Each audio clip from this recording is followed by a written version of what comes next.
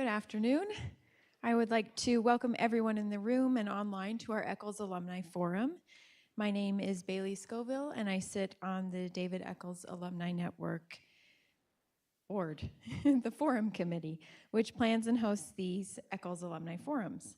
The Eccles Alumni Forums offer a chance to connect with fellow alumni, explore emerging industry trends, address community needs, and discover ways to advance our careers and contributions. We are excited to explore the role of venture capital and private equity in Utah's businesses with Jack Boren, managing partner at Epic Ventures, Smit Nayak, Senior Director of Impact Investing at the Sorensen Impact Institute, and Aaron Murdoch, Managing Partner of Mayor Brown's Salt Lake City office and member of the firm's Emerging Companies and Venture Capital Practice. Before we turn the time over to them, I would like to welcome Dean Kurt Dirks to the stage.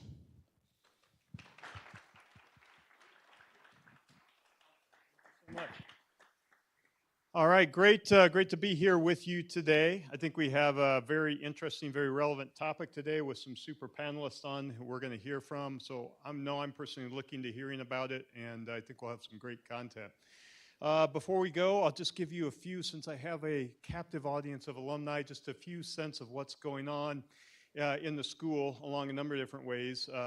We are in a very interesting time, as you know, with changes in the economy and a lot of uncertainty, but got a great piece of news yesterday of our final employment numbers for our students this past year. All of them hit 90% or above, which we were very worried about.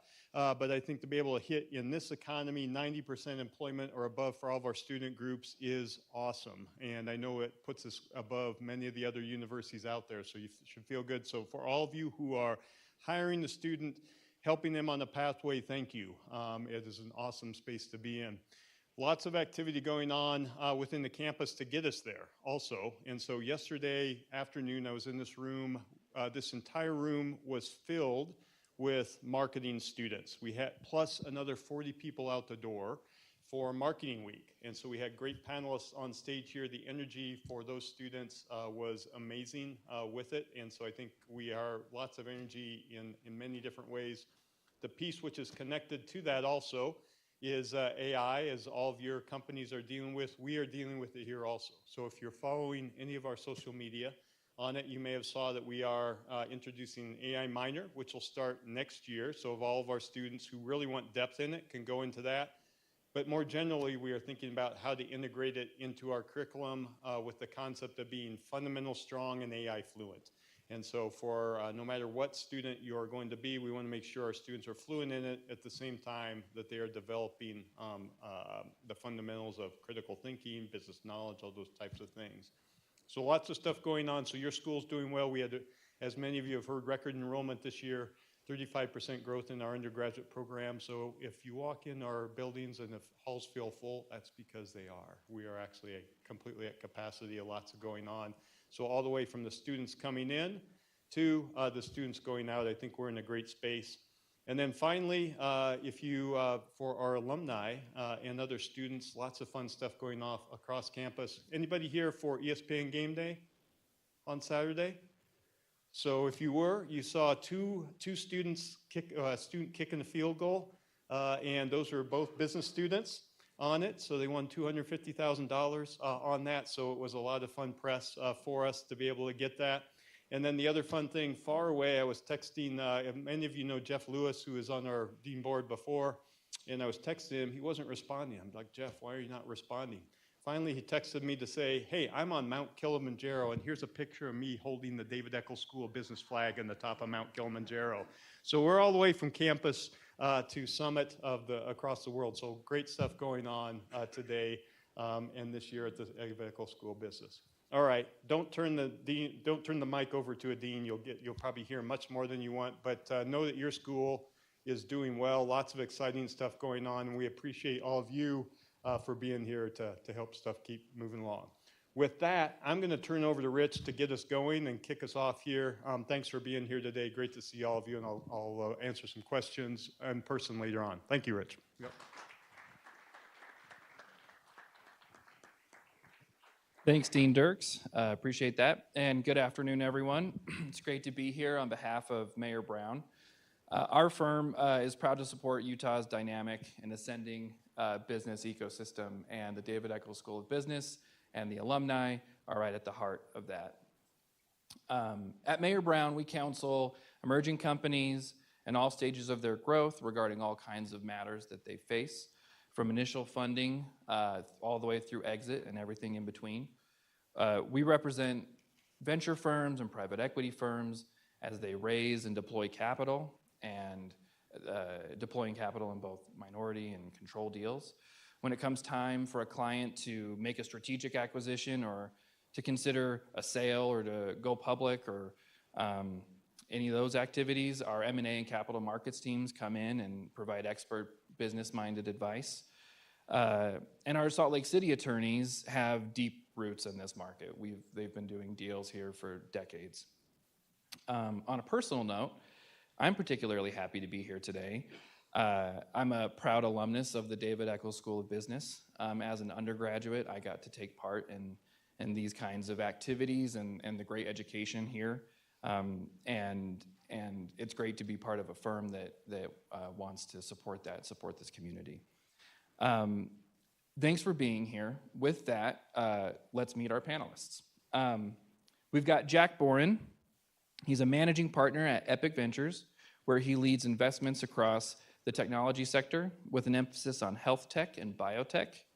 He has backed various impactful healthcare and biotech startups, including Collective Medical Technologies, acquired by Point Click Care, Conversa Health, acquired by Amwell, and Recursion Pharmaceuticals, a NASDAQ-listed company, and currently works with companies including Redo, Unlearn AI, HealthJoy, Videra Health, and Culmination Bio. With a career dedicated to early-stage investing, Jack brings a deep understanding of how to identify and support transformative companies in complex, high-impact sectors. Next, we have Smit Nayak. He serves as Senior Director of Impact Investing at the Sorensen Impact Institute, where he leads early-stage venture capital efforts and oversees the student internship program focused on driving measurable social impact. His focus areas often include education, economic mobility, and equity, and he's deeply committed to mentorship and developing the next generation of impact leaders through experiential learning opportunities like the internship program here at the U. Previously, he was a director of impact investing at Gary Community Ventures in Colorado, also spearheading impact investments in youth success and education innovation. And we have Aaron Murdoch. He is the managing partner of Mayor Brown's Salt Lake City office and a member of the firm's emerging company and venture capital practice. Aaron provides strategic counsel to technology and other high-growth companies, venture capital funds, and private equity funds. He represents companies and institutional investors in numerous preferred stock financing. Excuse me. He has represented companies and institutional investors in numerous preferred stock financings, safe and convertible debt financings, acquisitions, and exit transactions. He also advises private equity funds on search investments and acquisitions. With that, I will turn the mic over to Jack to start our discussion.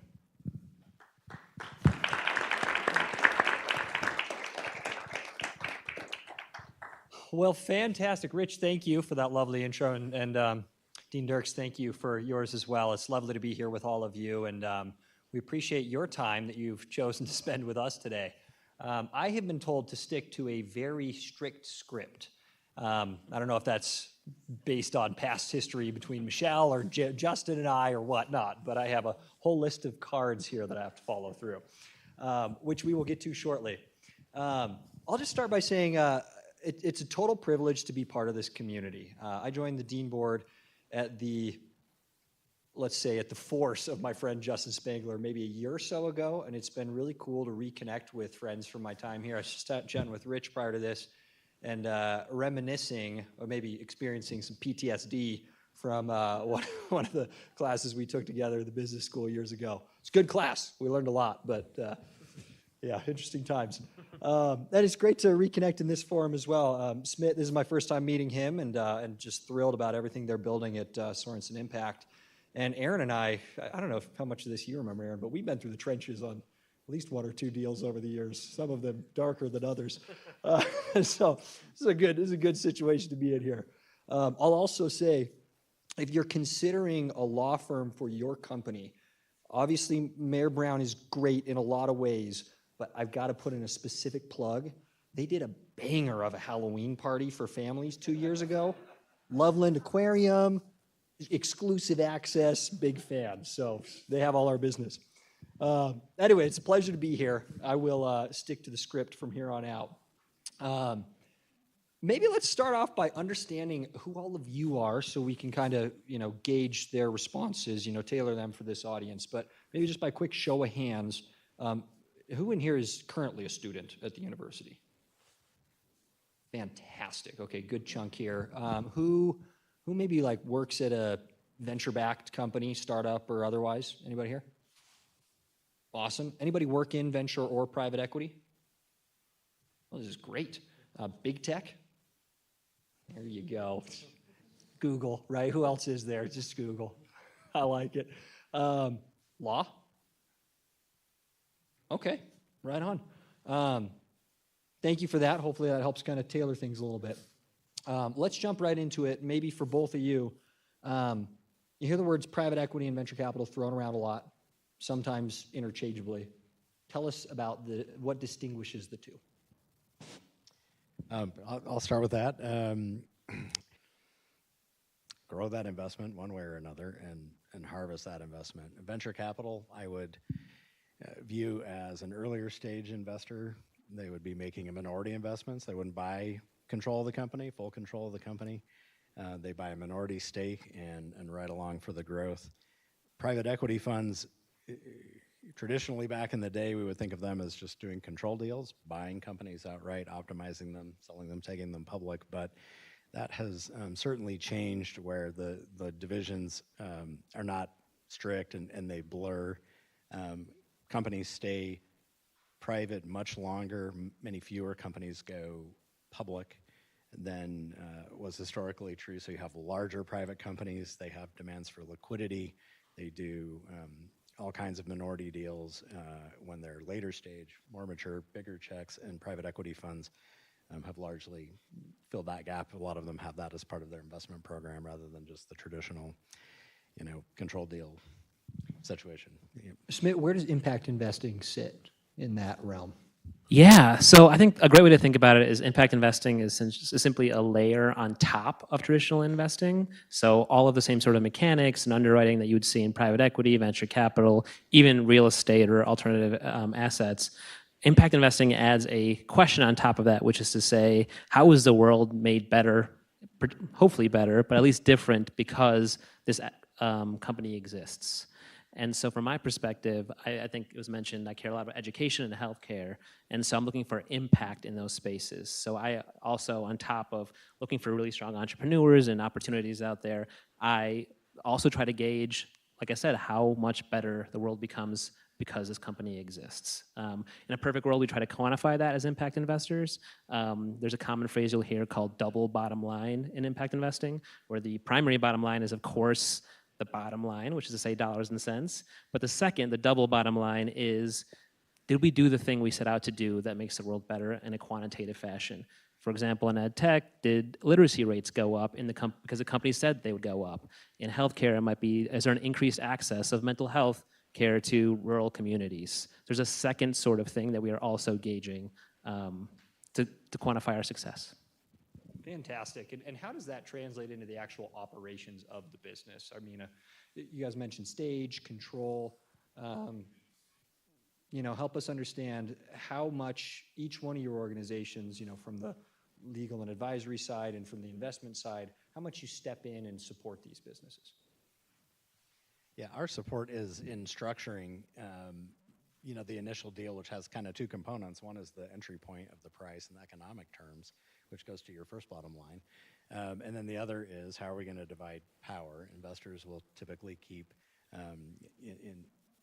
outside of the control situation where you're buying a minority investment in the company, so you don't control it. What you want as an investor and what the market requires, and this is reasonable, is some things you've got to approve and some influence, usually a board seat, if depending on how much of a check that you write. And so operationally, the way that it really does matter, especially when it's your first investment. Somebody comes into your company, you're used to making all the decisions and doing whatever you want, and you've got a board, and that discipline can be super helpful. And great funds like Sorensen and Epic and others that are active do make a contribution, and I'll let you speak to that, and can be super valuable on your board, but it is a balance. And so at the time of the transaction, the lawyers help set that balance both economically and from a control situation where you've got a good balance, you can work together. What really matters, especially in a minority stake where you're really trying to grow the company and create a lot of value, is that you can work well together and you set that balance right so that everybody can kind of be a winner, and that helps with the most kind of collaborative growth trajectories in companies, and is really important. Yeah. Yeah, I think it's incredibly well said. I'll only add from my perspective, you mentioned the word balance. A lot of times in impact investing, the phrase trade-off is thrown around, the idea that like in order to do good or to do something that's meaningful to a population at large, you might make less money. That's something I fundamentally don't agree with. I think you can do good and meet the market where it's at. To create a venture fundable business. At the core, what we do at Sorensen is pre-seed investing. For those who are unfamiliar, that means essentially like one of the earlier investments that will come into a company long before they have like maybe a product built out or a market understood. And we look really thoughtfully at the entrepreneurs and the founding teams who are trying to solve a problem. We find people that we actually believe in, that we know as they grow, as they mature as entrepreneurs and as professionals, they will maintain this impact orientation as much as possible, even when board of directors or law firms maybe occasionally say, hey, actually, you need to go where the money is. Not to throw shade on you, but you know. So all to say, but it's a gamble. You know, we want these things, we want the entrepreneurs to work, we want them to be focused on the product market fit. That's like the core of any good business growth. But we also want them to understand that they are having an impact on actual human beings' lives, and they need to be thoughtful about what that could be. Smit, do you mind unpacking that a little bit? This kind of ties into our next question quite well, and that is really around assessing opportunities from the investment side. You know, you mentioned product market fit.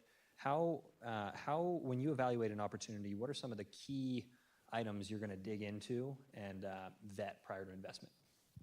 Yeah, at our stage, as I mentioned, at Sorensen, we're pre-seed investors. We're coming in not always, but occasionally pre-revenue.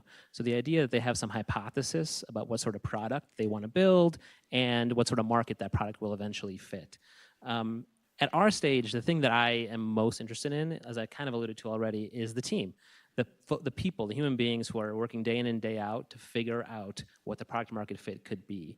How do they work? What are their philosophies on the market as a whole? Can they build a larger team? It's a very kind of like EQ-oriented decision, which might distinguish also from a private equity model where you have so much more financial data and cash flows to understand, where you can probably have more leeway with the types of people managing these larger companies. Again, in VC, or early stage VC, we're hoping that the person that we're investing in can do the things that they say they can do. So a lot of that comes down to expertise and experience, good diligence processes, which is to say research into what they're trying to build. But it is also, you know, on the risk-reward profile, high risk, high reward stuff. Vast majority of companies that we invest in the VC world do not make it. I would submit that oftentimes it's because of a poor team. No, I love that, and we say the same stuff at Epic. You know, early stages so team-based and team-focused. And I'm curious, Aaron, how does that translate into helping teams negotiate with their investors, or vice versa, in coming to a transaction that helps a company and doesn't, you know, layer on too much operational burden, too much, et cetera? Now, it is interesting how much the relationships and the personality fit and just the fit is overall. I mean, it just really matters. And I see it. I attend a lot of board meetings, and I see it in the dynamic there. I talk to the CEO or the other, you know, officers who are talking to me, and it's going back to that balance theme. The thing that I love about venture investing and minority investing is it is not a zero-sum game. If you're buying a company, it's kind of a point in the existence of the company that you're deciding what it's worth and you're divvying up the risk. And it's my dollar or your dollar, my risk or your risk. In minority investing, you're part of the build together. And so that team dynamic, and honestly, we do a similar analysis where we meet people that are first-time entrepreneurs. They need, we're going to advance a bunch of work, and we hope they get funded and whatever. And we meet them, we listen to them, we figure out how they are. And if funds that we know say, yeah, I like this team, I'm backing this team, that that makes a difference, because what happens is you need a dynamic that develops where you do collaborate together. It is a very collaborative, kind of area of, finance and business and law. And so, yeah, that does factor. So we get a feel for, management teams, just like you're probably looking for when you're doing, you're doing your numerical analysis and all, your market check and all that stuff. But the people do matter a lot, right? Yeah. I'm storing things for later on, writing notes to use against you. So PE VC in particular, since that's more the realm we play in, is obviously a big ecosystem, highly concentrated around certain tech hubs, most notably the Bay Area. So that begs the question for me, what excites you two about having your nexus here, about having your teams here, having a body of work here? What makes Utah attractive to your practices? Yeah, I'll start with that. I've worked in this market since the early 2000s and have just been lucky enough to kind of go through tremendous growth in the market, and growth in sophistication, and growth in funding sources, and repeat talent, and so forth. And it's a fantastic market for that. I think there is a ton of opportunity here and a ton of growth. The market is nowhere near tapped out. Some of the larger markets are kind of saturated, and it still feels like the land of opportunity. We have some great aspects of the ecosystem that maybe we'll get into a little bit later. It's a livable place.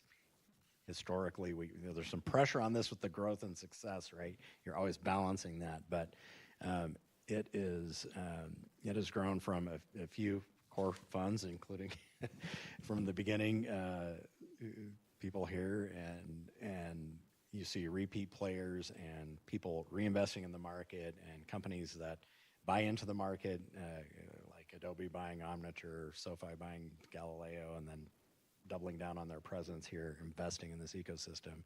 And I think it has a great mix of factors that it's just been a super fun ride kind of from over the last 25 years, kind of watching that. And I think there's just so much more room to go. You just always have to kind of make sure your ecosystem, the key pieces of it that really have been have fed the success, stay in place even as you get bigger and you scale. It's always the challenge, right? But it's just a very exciting market. I really love working here with companies here. Yep. I'll just add, it's an incredible honor for me personally to be here with Aaron and Jack, because I kind of consider them both to be pillars in the Utah VC ecosystem. They've been around for a long time. Fantastic. Taking notes. And I say that also as, I think, distinct from me, who I'm still new to Utah. I've been here for about 6 months. I was just living in Colorado. And I ask myself, and also my friends in VC ask me, like, what am I doing in VC in Utah? You mentioned other cities, or you may have mentioned the Bay Area or New York City or Boston. These 3 cities tend to be the ones that are like most VC active in the current day. And when I ask myself the question why, my hypothesis is it's around amazing universities and a great sense of community and talent retention. And I think those are 3 things that Utah has in spades in such an incredibly unique way. I mean, we're obviously at the University of Utah, which is not just an amazing football team, but an amazing business school as well. And I think there's so much to be said about the community and the culture that exists in this state, as distinct, as unique, as special to the other 49 states, that is really exciting. It feels like I'm on a rocket ship a little bit here, where we have incredible talent that stays here, that invests in the community. And we have an incredible university system that creates great entrepreneurs, great salespeople who want to stay and help build the state. And I think that makes for amazing culture. Man, I love that so much. I mean, just hitting on that community, the legacy, and the network from Aaron as well. I mean, one of my partners stepped in here. He's one of the founders of our firm, Kent Madsen, and this is a guy that's been investing in the ecosystem for almost 30 years. knows everybody here. It's a tight-knit community. They're friends, they're collaborators. We're in some ways frenemies is maybe a good way to put it with the other funds, right? But we try to lift each other up, and everybody's open to chatting and collaborating and helping out our portfolios and whatnot. And it's amazing to see that. I mean, I'm just thinking about our relationship, Aaron. You might not recall this, but first deal I remember you helping me out with when I was a lowly intern was 12 years ago, you know, and we've crossed paths a lot since then, but it's just amazing how much overlap there is and how small of an ecosystem it is here. 12 years before that, I was probably doing something for Kent, so yeah. So true. What, you know, in the 30, 40 years that tech has really been a staple of our economy, what sectors do you guys consider as experiencing the most momentum and excitement in Utah? Or maybe where are we best positioned to succeed? I'm happy to jump in because I would love to hear your answer, and I may be wrong in mine. Again, as somebody who's relatively new to Utah, coming into the state, I had some preconceived notions about what works really well in the VC and frankly the Utah ecosystem. And what comes to mind immediately is like SaaS, particularly sales. I think there is a reputation for amazing salespeople in Utah. I've heard a lot of theories as to why, including the missionary community getting doors slammed in their face often enough that they know how to deal with rejection. But there's sales talent here that is unreal and unmatched. There's a resilience. And I think it's showed itself, at least from my perspective, in the amazing SaaS companies that exist here, particularly in the B2B space, but just frankly, the amount of talent and the amount of kind of like intuition and thoughtfulness that these SaaS companies bring to the market is something that I've noticed already, but I would suggest has been here for a while. Yeah, no, I would agree. SaaS is huge. There have been many, many great companies that have come out there in that, focusing on a variety of problems from fintech to, just anything. And that's been super successful. There is a big life sciences segment of the market. One thing that you mentioned that is a fantastic advantage here is that we have a world-class, big league research university here that generates all kinds of tech, a lot of life sciences tech coming out of the tech transfer office into the market, and trying to grow up here and get going here. And then the other thing that we've seen, you always think of kind of tech with venture, but brand virality will do it too. It's really a growth trajectory, and Utah has given birth to some great brands that get that kind of virality. They get that hockey stick growth curve. They establish themselves and are successful. And they, you have to innovate and have great products and so forth, et cetera. But it's a little different from a kind of a hardcore tech company. But we've seen companies come out of this ecosystem that in that space too, kind of, which is consumer. A lot of times just consumer stuff, but it's been very successful too. So yeah. So I'd be remiss if I didn't bring up the elephant in the room. Dean Dirks actually already did, and that is with the AI minor at the University of Utah coming out next year. It's top of mind for everybody, so much so that with our next fundraise, we're rebranding as epicventures.ai. We expect record inflows of capital. No-brainer. Very exciting. So tell us, AI in Utah, like, we're not the foundational model place. What's our play? How do you guys see Utah succeeding here? Well, we are doing all kinds of data center and backbone stuff that's supporting that. But I think just speaking of AI generally, it just is touching everything, and it's you can.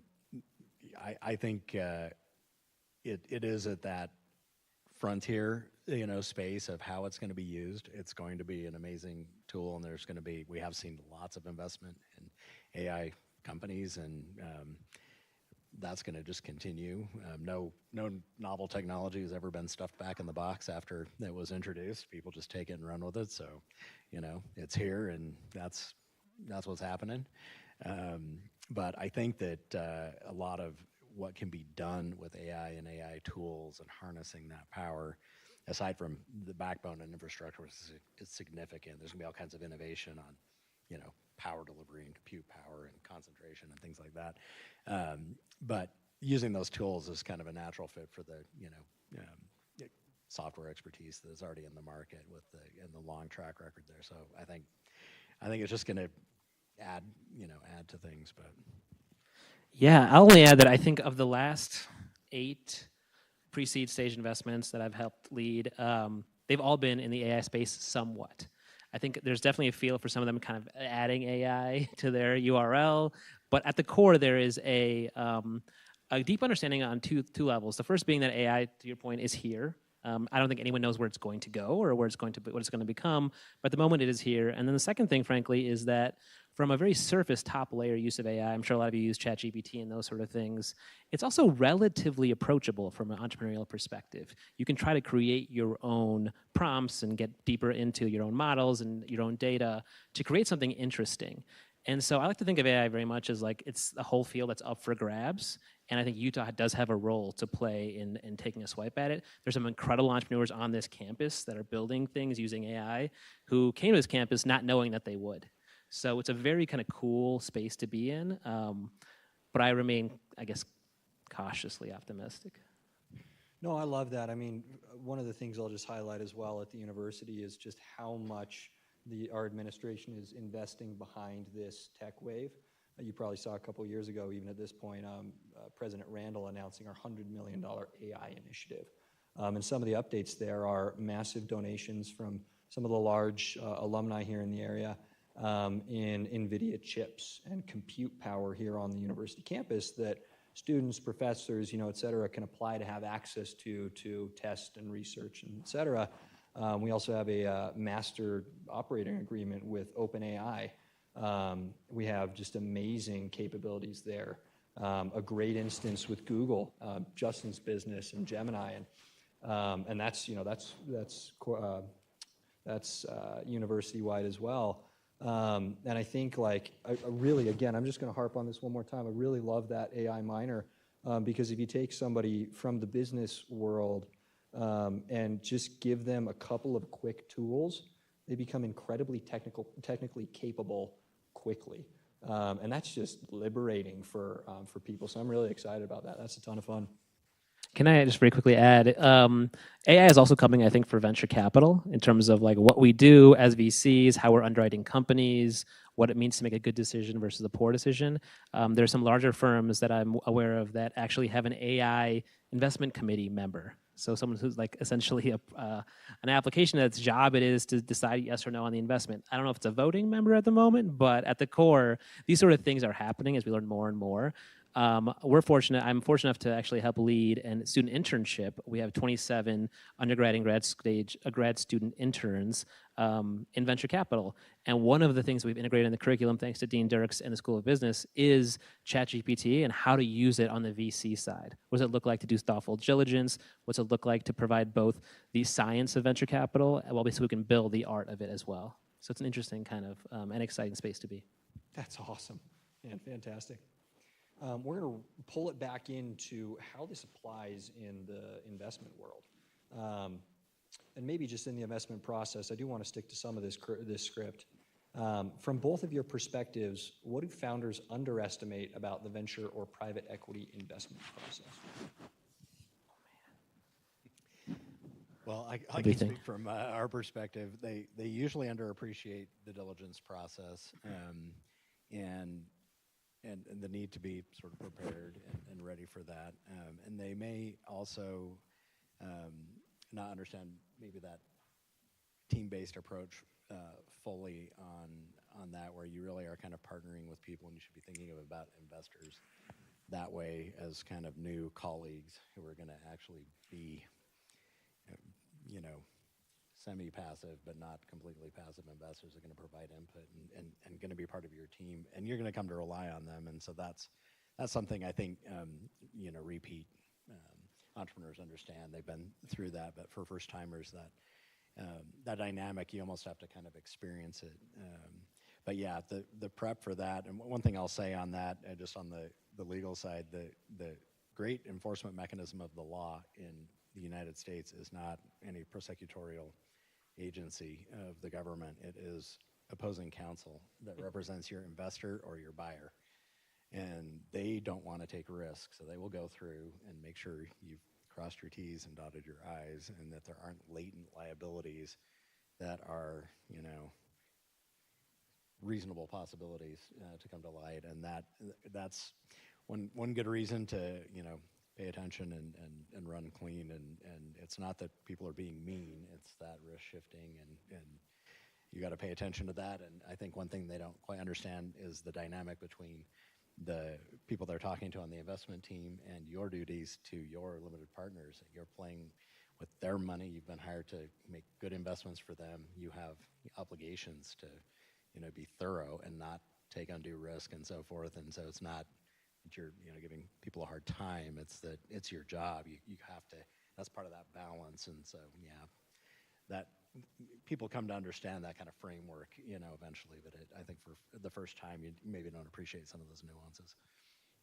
Yeah, I think from the perspective of an entrepreneur, back when I was cool, I started a few companies. I'm no longer cool, but it's interesting because I think what entrepreneurs tend to underestimate is how much time fundraising takes, which is to say interfacing with the investors, like kind of shopping around your pitch deck. All of those sort of things are like a lot of time and a lot of stress.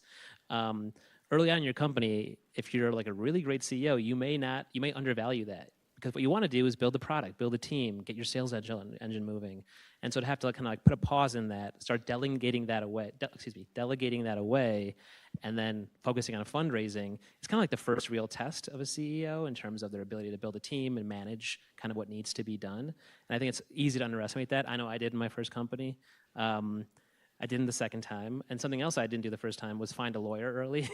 But something I did immediately the second time was get a lawyer early. So I think there's like a lot of like learnings in that way. But it's also one of those things that are ultimately learned by doing. You learn more about yourself as an entrepreneur through the process than anyone can like tell you what to do.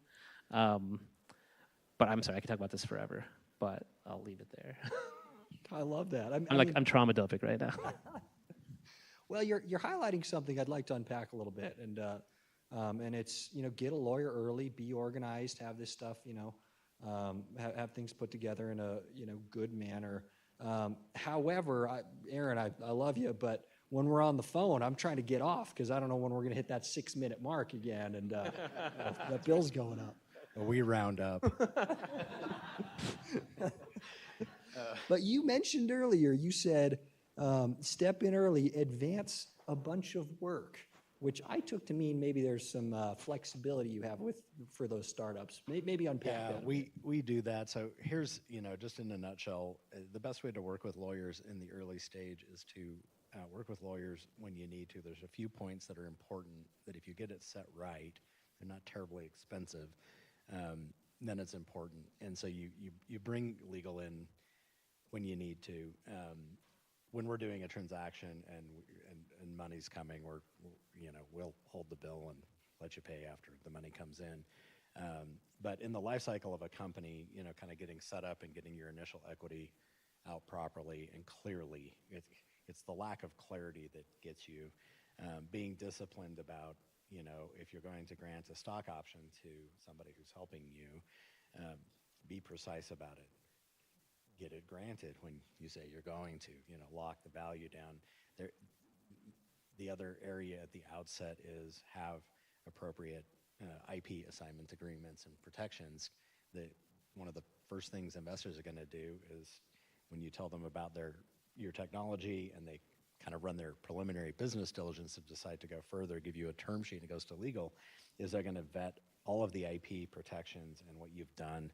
They're going to look at your privacy policies. These are other areas of risk now, but they want to make sure the company owns whatever they're investing in. And things like that can generally be fixed after the fact. It's less pleasant, more expensive, inefficient. It's better to kind of do it up front. But that being said, you do want to be judicious. And if you work with lawyers who work in the space, they'll say, you don't want to spin me up on this right now. You do want to spin up on this right now. We'll talk again when you're ready to, it is a measured spend because your priority is always building the company, not fundraising, not paying the lawyers, deploying as much capital as you can to the build and the business success. But you have to just be, kind of smart about it. And there's some key points where you come in, save you some headaches down the road. Yeah, I think of it a lot like hygiene, which is to say you just need to do it, even though it's not always pleasant. In particular, I'll just bring up one of the mistakes I made in one of my first companies was even like equity share amongst the founding team. It's easy to like blow past that because you're like, there's three of us, so we'll each take a third of the company. Like, why not? One thing that's really beneficial, I think, whether it's from a legal counsel or just like a startup counselor in general or expertise in the space, is someone who asks you the harder questions. And I think I've, at least from a legal perspective, always counted on the counsel that I've retained to ask me the hard questions, even when they're uncomfortable, because I know, like I said, it's hygiene. I need to have the answers. But yeah, sorry, I'm being too I love it. preachy. I love it. We're starting to wrap up. Well, we're starting to get towards the Q&A portion where anything goes. Let's finish with this question. What's the next frontier for Utah's business community from your perspective? And an extension, what are we missing that could help us scale the summit faster?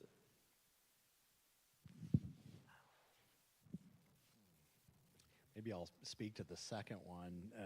We were having a conversation about this before the panel, and I mentioned it once. I think that to scale the summit faster or to continue the great thing we've got going here, we need to make sure we maintain the pieces of the ecosystem that provide that, kind of secret sauce. So we've got the world-class university, we've got accessible education, housing is an issue, livability is an issue as we grow and get bigger and have more success.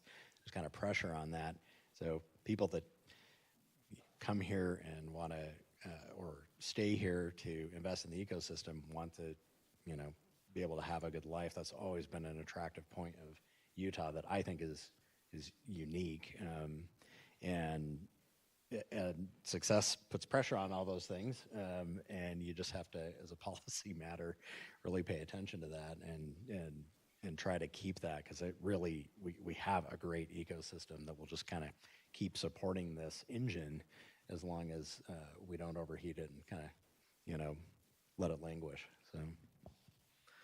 Yeah, I agree with that entirely. I don't think I have too much to add except my personal suggestion for the state, and one thing I'd like to see more of, is place-based investing, or the idea that there are particularly VC funds or growth funds down the line that only invest in Utah and kind of like really put their money where their mouth is. Obviously, there's a lot more complexity than I'm describing here, but it'd be really interesting to think about what that could look like and how we could really start pulling entrepreneurs who otherwise wouldn't have thought they are entrepreneurs into the market using capital. Fantastic. Well, let's transition over to some Q&A. Or I can just chat about my morning. Here in the back.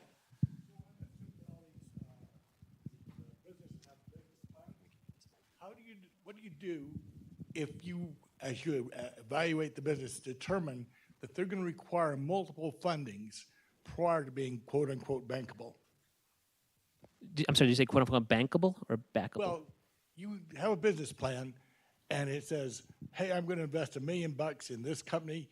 And then you look at the growth patterns and you realize you're going to have to provide additional equity to make it where you can go and borrow money as opposed to get an equity investment. Do you handle that all at once? Do you handle it in stages? Do you have covenants? What is your process? That is such a great question. I think ultimately it depends on the opportunity in front of us. Like I said, from my perspective on the pre-seed side, it's really difficult to predict the future and to know exactly where a company's going to head. We want to have the agility and resilience based on like what they end up doing. Part of my job as an investor, or any VC's job, is to kind of model out the best and worst case scenarios. But at the core, I think from my perspective in pre-seed, we're thinking most deeply simply about a purely equity funded early stage tech company that can scale and grow quickly. And that's what we try to model out. Anything other than that, we're probably a little bit more reluctant to invest in. Do you plan the internal growth rate of the company to support future growth? I'm so sorry. So you assume that the internal growth rate of the company will support additional funding needs. Yeah, we'd like to model that out, yes. Yeah, and to respond to the, do you stage it and so forth, what we recommend people do from our for company side is say, figure out how much capital you think you need to bring into this business, and you do want to stage it, because some companies, venture capital is crazy. Some companies are like, I'm going to grow really fast. I'm going to lose $50 million on purpose.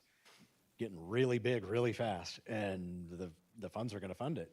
But you can't raise that all at once because you're not worth, you're only worth, whatever, your low valuation. And so the key is having a balance between that. And what most companies do is they'll say, I'm going to assign this capital to getting to this benchmark. And that benchmark is going to allow me to increase my valuation. And the next $10 million I have invested I'm going to sell a smaller portion of the company so that the team and the funds actually are interested in this too, because they want the founders and the team that's driving it to have sufficient equity to be motivated to drive hard. And so it's part of that balance, but it is typically staged, and you kind of budget it out, and it's kind of like benchmark based, progression along the way, because you can't just say, hey, give me everything I need up front, and then you could just have the company and whatever. And the joke always is, if you could sell it for your first sort of valuation on paper, you would, because you'd be like, hot dog, I'm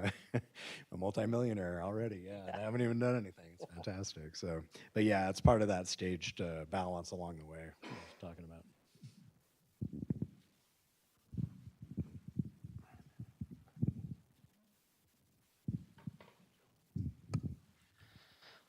So you guys touched on the role of AI, right? We've established that it's here, it's going to stay for a while, we don't know where it's going.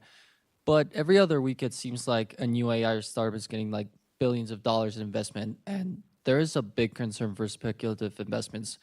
How do you guys like water those things out? Because there's a lot of good ideas that could be realistic, but there's also a lot of things that are simply not doable right now with the current technology.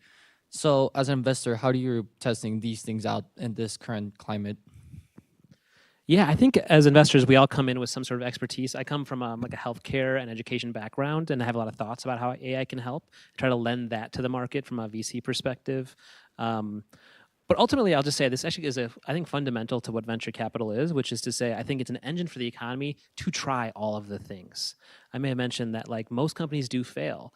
And I think it's not because necessarily the idea is bad. It could be a timing thing. It could be a team thing. There's so many reasons they don't work out. But one of the ways I think really good VC portfolios are constructed is acknowledging that we're trying to cast a net and really push an industry. And to your point, it is a lot of speculation. I think that's core to it. We try to de-risk that speculation as much as possible, like through our underwriting and diligence processes, but also feels like spiritually exactly what VC is for. Yeah, I mean, all I would say, I agree with so much of that. And maybe just peeling back a little bit into the how do we choose, right? How do we perform due diligence on these companies? How do we try and see through the noise and understand where there's real opportunity? There are a variety of types of funds. Some are sector focused, some are stage focused. We are what you would call a generalist early stage fund. And what that means is you look at our portfolio and we're not just healthcare, we're not just biotech or SaaS or cyber. We're kind of all those things and more. We're very network driven. And that means that every week we see hundreds of deals that come from all walks of life. So we have to do two things. One, we have to have a pretty robust vetting process for just pushing out a lot of the obvious noise. But then two, and one of the things we did with this new fund is we partnered with the University of Utah to raise University of Utah Ventures with the deliberate approach of leveraging the expertise of the university to help us find, vet, and support the businesses that we invest in. So if I'm, looking at, like yesterday, I was in a pitch with a business developing a therapeutic for it's in the cardio-oncology space, so it's cardioprotective. It protects your heart during chemotherapy, which is a big issue. One of the big limiters for undergoing how much chemotherapy you can actually undergo is the stress that it puts on your heart. I'm not very well equipped to vet the science on that. I'm a finance background. I have a variety of friends in my network that could look at it. But there are some exceptional people at the University of Utah that can look at it and say, like, yeah, this is legit. This is a real problem. It's a big problem, and the science looks good. So we work with very trusted sources to help us, in some cases, identify opportunities, but very importantly, vet those and help them grow. And that's core to our fund and its relationship with the University of Utah.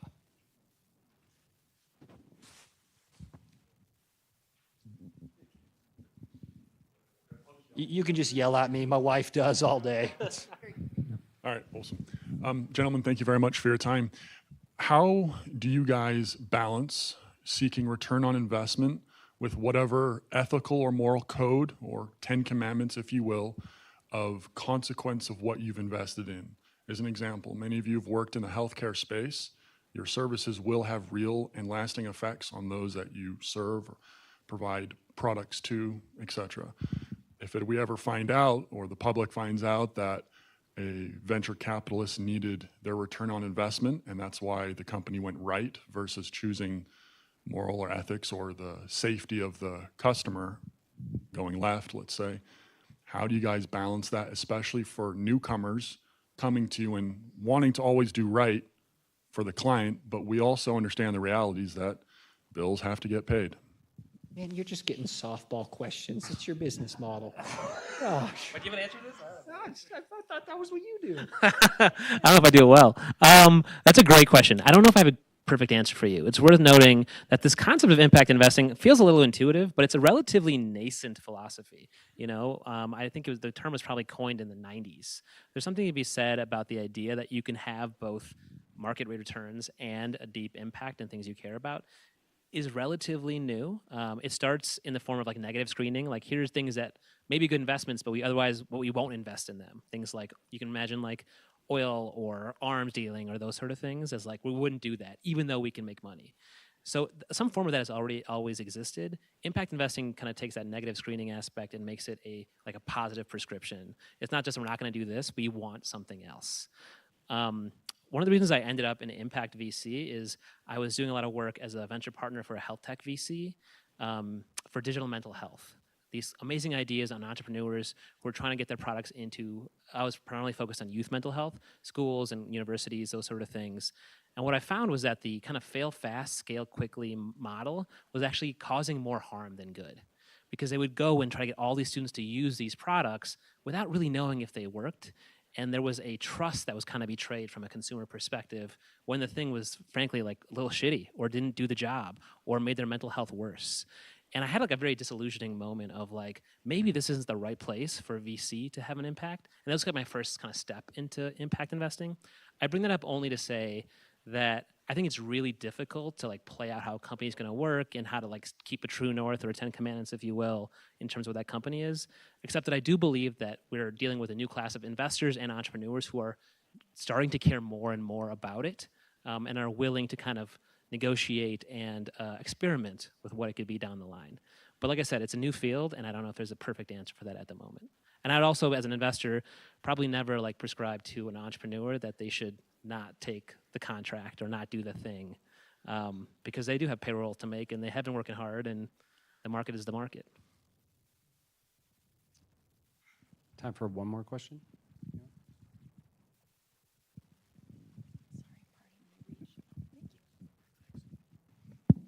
Okay, mine works. So I've been in the community for quite a long time. Might work.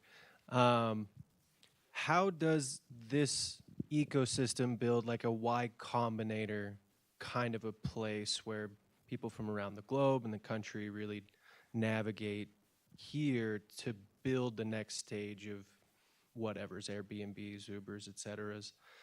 Lassonde has done a really great job to attempt that, but it still feels a bit lagging. Isn't my favorite term, but it's what comes to mind.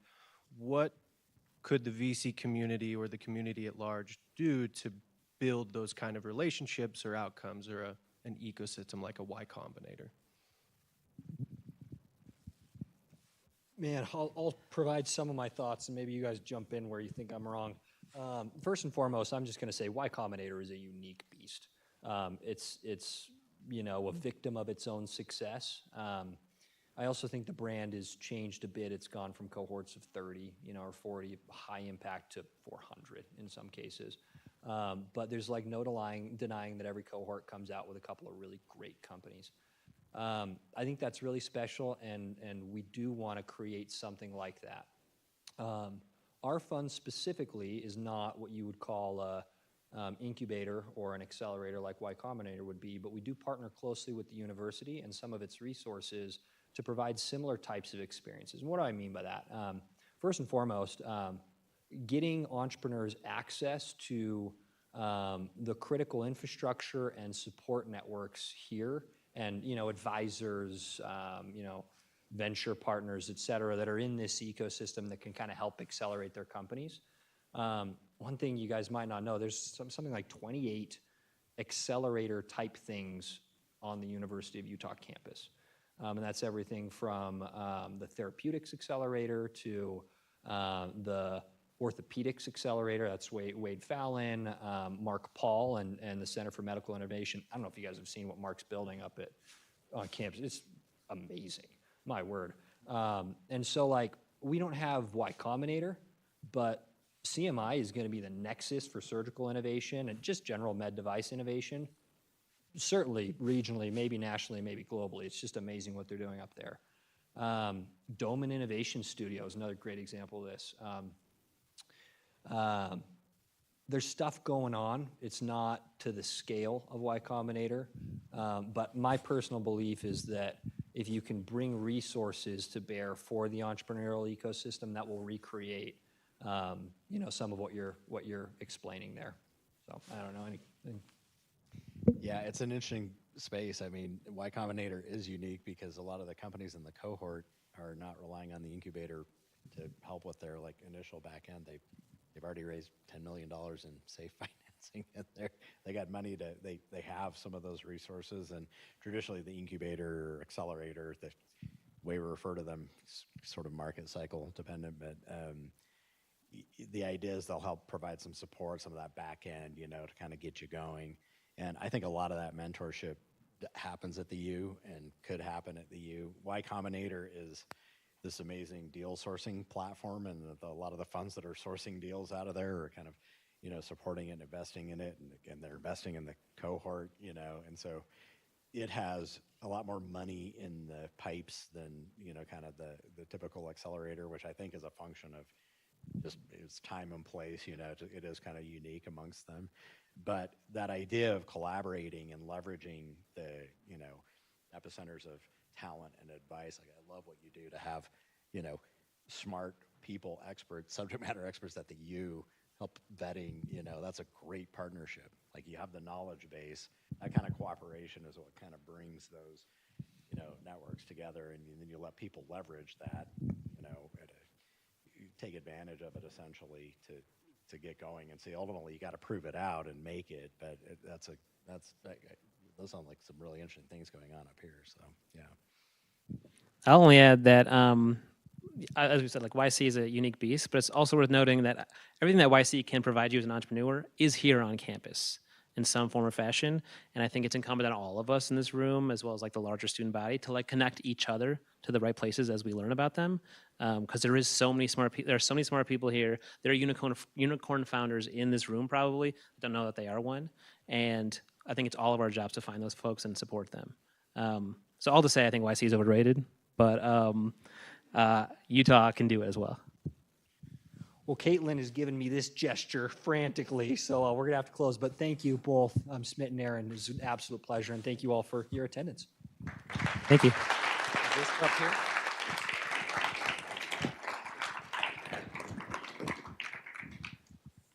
All right, good job. Thank you, everyone. Thanks for coming today, and special thanks to Jack, Smit, and Aaron for your expertise today. Next week, next Saturday, we've got our Eccles Alumni Game Watch Party here at the Spencer Fox Eccles Business Building. The game starts at 5. Doors open at 4:45, so bring your friends and family and watch with your fellow alumni. We'd love to hear your thoughts on today. I think that's a big component. So if everyone could register and scan this QR code. I want to see some phones up here. I see one, I see a couple, good. So that helps us do our job. We meet, we put information together, but we don't want to shoot in the dark. We want your feedback of what we should talk about, and so that will really help. Again, this QR code, or visit eccles.link/forum feedback and just take a few minutes. If you don't do it now, you're not going to do it. We all know. But again, thank you again, and lunch is in the lobby.